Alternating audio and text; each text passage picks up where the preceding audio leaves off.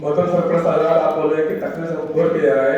यकीन जानिए इतने कीमती लोग हैं, इतने कीमती लोग, इतने बिजी लोग हैं, जिससे मिलने के लिए कम से कम 15 दिन 30 दिन पहले अपॉइंटमेंट लेना पड़ता है। और हमारे बीच मौजूद है, इनका स्कूल इतना टॉप का है, इतने कमिश्नर कलेक्टर इतने बड़े लोग हैं औरंगाबाद शहर के, उनके बच्चे इनके स्कूल में पढ़ते हैं। तो आप सोचिए कितने लोग होंगे, इनकी एक एक बात आप लिखिए नोट कीजिए। ये बहुत कीमती लोग हैं, हमारे दरमियान मौजूद है, इतने आसानी से नहीं होते। शुक्रिया दोस्तों, आप सुनिए, जरूर सुनिए, बातें मत कीजिए। अस्सलाम वालेकुम वरहमतुल्लाहि वबरकातुहू। मैं सबसे पहले टीम टैलेंट हब को एक मुबारकबादी देता हूँ कि बहुत अच्छा काम कर रहे हैं कि एक प्लेटफॉर्म पे जो टैलेंट बच्चों को लाना और उन लोगों से उनके एक्सपोजर देना, ये बहुत बड़ी बात है। जुबैर साहब यहाँ पर हैं, उनको भी बहुत बहुत मुबारकबादी देता हूँ कि वो सपोर्ट कर रहे हैं इस चीज़ को कि बच्चों को किस तरह आगे ले जाने की लिए ज़रूरत है। और अभी जिस तरह अबूजर ने कहा कि बोलने से ही पेड़ दिखते हैं, इसी तरह बहुत से ऐसे लोग हैं जो लिखना बहुत अच्छा जानते हैं, बहुत अच्छा लिख सकते हैं, लेकिन कम्युनिकेट नहीं कर सकते, बोल नहीं सकते। तो बोलना बहुत ज़रूरी है। और उन्होंने ये भी कहा कि अपने माँ बाप की भी रिस्पेक्ट करो, माँ बाप के साथ में जो भी आज हम हैं, मैं भी जो हूँ आज हमारे माँ बाप के जैसे ही हूँ। और हमारी पूरी फैमिली जो है वो एजुकेशन के तरफ काफ़ी जोर देती है। तो वालिद से भी हमारे अंकल भी आज़ाद कॉलेज के शुरू से सेक्रेटरी थे, आज़ाद हाई स्कूल में भी वो काफ़ी काम करे। यहाँ तक कि एक चैरिटी शो किए थे 1960s में, जब दिलीप कुमार जी और काफ़ी दूसरे लोग आए थे, और जो पैसा जमा हुआ था वो आज़ाद हाई स्कूल के लिए दिए थे। इसी तरह बहुत से लोग, औरंगाबाद एक ऐसा शहर है जहाँ बहुत से इंटेलेक्चुअल लोग गुजरे हैं, और इस चीज़ को कायम रखने के लिए ये ज़रूरी है कि आप जितना पढ़ेंगे, किताबें पढ़ेंगे, उतना आप इल्म हासिल करेंगे। ज़रूरी नहीं है कि हर बच्चा बड़े स्कूल में जाके बहुत अच्छा कर सकता। अब यहाँ अपने सामने ये 2-3 एग्जाम्पल है। मिर्ज़ा साहब भी जो है वो म्यूनसिपैलिटी के स्कूल में पढ़े हैं, और बहुत से ऐसे लोग हैं जो छोटे स्कूल में पढ़े। लेकिन डेडिकेशन होना चाहिए, कमिटमेंट होना चाहिए। जब तक ये चीज़ें नहीं आएंगी तो इंसान आगे नहीं बढ़ेगा। आप एक एम बनाइए। और पेरेंट्स से मेरी एक रिक्वेस्ट है कि आप बच्चों को कभी फोर्स मत करिए कि आप डॉक्टर बनो या इंजीनियर बनो। जिस चीज़ में बच्चों को इंटरेस्ट है उसमें उनको आगे बढ़ाइए। और जब तक के बच्चे पढ़ेंगे नहीं, और बच्चों को मोबाइल से और टीवी से आप अगर दूर रखेंगे तो बच्चे खुद ब खुद गेम्स खेलेंगे। गेम्स में भी आप नाम कमा सकते हैं। हमारे स्कूल की एक बच्ची थी जो स्पोर्ट्स में अच्छी थी और डांस में अच्छी थी, पढ़ाई में इतनी खास नहीं थी। वो फेमिना कॉन्टेस्ट में second I all India level पे। आज वो एज ए सेलिब्रिटी स्कूल्स में जाके लेक्चर देती है। तो ये जब तक कि आप अपने आप को कमिट नहीं करेंगे और जो भी काम करेंगे, जैसे अब यहाँ पर मगरे साहब भी है जो बहुत अच्छा काम करते हैं। मगरे साहब ने आज सुबह में अंबानी साहब का जो वीडियो है वो भेजा, मुझे भी बहुत पसंद आया मगरे साहब। और यहाँ पे चैतन्य साहब है जो जापान से आए हैं, वो जापान के एक्सपीरियंसेस बताएंगे कि किस तरह जापान जो हिरोशिमा नागासाकी का जब बॉम्ब गिरने के बाद में जापान ने किस तरह तरक्की करे।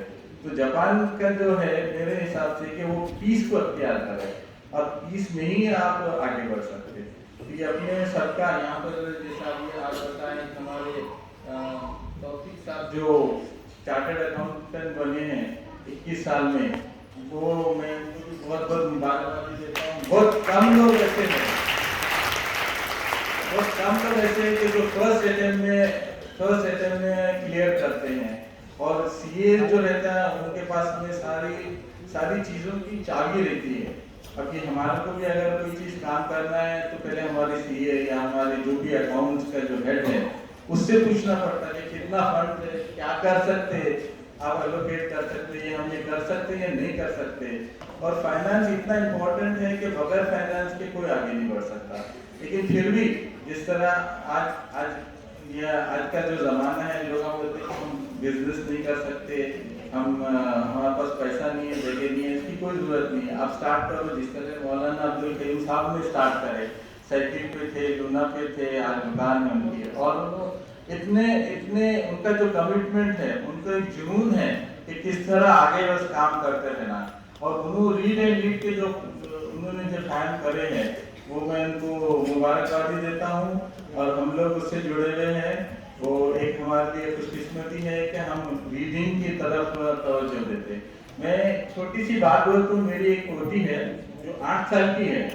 हमारा बेटा उनको टीवी नहीं देखने देता और मोबाइल भी नहीं, उनको बिजी रखता। उसने 8 साल में एक किताब लिखी जो पब्लिश हो गई। यहाँ मदरसा में भी 2 किताबें लिखे। मैं भी चाह रहा था कि कुछ किताब लिखूं, कुछ पॉइंट्स लिखा, लेकिन इतने सालों में मैं कंप्लीट नहीं कर सकता।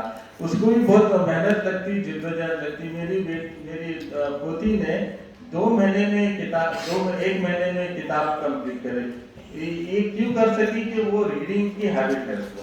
वो जब एक दिन में एक किताब, पूना से जब औरंगाबाद, वो पूना में रहते हैं, औरंगाबाद जब आते तो एक किताब खत्म करती है। यहाँ पे आती लाइब्रेरी से काफी किताबें लेके जाती हमारे स्कूल से, और वो पढ़ के वापस करती। तो रीडिंग एक ऐसी हैबिट है, वो आपकी नॉलेज बढ़ाएगा। जो चीज़ स्कूल में नहीं मिलती वो आपको रीडिंग से मिलेगी। मैं एक बार फिर से एक बार सबको इस ऑर्गेनाइजेशन जो लोग ऑर्गेनाइजर्स हैं उनको मुबारकबादी देता हूँ। और एक आखिरी बात मैं करना चाहता हूँ कि आप महाराष्ट्र में रहते हैं तो आपको मराठी भी आना चाहिए, और बगैर मराठी के कुछ नहीं होता। हमारे फैमिली फ्रेंड है जस्टिस चपलगांवकर साहब, उनको एक असाइनमेंट दिया था कि आप जजेस की ये अपॉइंटमेंट करिए। तो जजेस के जब अपॉइंटमेंट कर रहे थे तो वो चाह रहे थे कि मुस्लिम्स को 20% का रिप्रेजेंटेशन देना चाहिए। उन्होंने खुद का उनका एक आइडिया था, लेकिन अनफॉर्चुनेटली वो बोला है कि मुझे कोई ऐसा बंदा मिला नहीं जो मराठी बराबर जान सके।